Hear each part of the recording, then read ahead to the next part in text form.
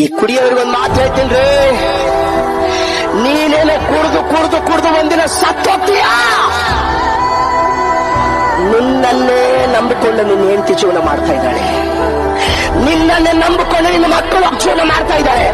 ನಾಳೆ ಕುಡ್ದು ಕುಡ್ದು ಕುಡ್ದು ಒಂದಿನ ಸತ್ತೋದ್ರೆ ಆ ಹೆಂಡತಿ ನೋಡೋರು ಯಾರು? ಆ ಮಕ್ಕಳು ನೋಡೋರು ಯಾರು? ಮೊದ್ಲೇ ಯಾರಿಗೆ ಯಾರು ಆಗಲ್ಲ ರೇ. ಒಂಟಿ ಹೆಣ್ಣು ಮಗಳ ಈ ಪ್ರಪಂಚ ಸುಮ್ಮನೆ ಬಿಡ್ತದ. ಒಂದ್ ವೇಳೆ ನಿನಗೆ ಕುಡಿಯೋದ್ರ ಮೇಲೆ ಅಷ್ಟು ಪ್ರೀತಿ ಆಯ್ತಾ, ಮದುವೆ ಆಗ್ಬೇಡ ನೀನು.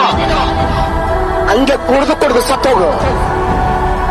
ಮದುವೆ ಆಗಕ್ಕೆ ಯೋಗ್ಯತೆ ಇಲ್ಲ ನಿನಗೆ.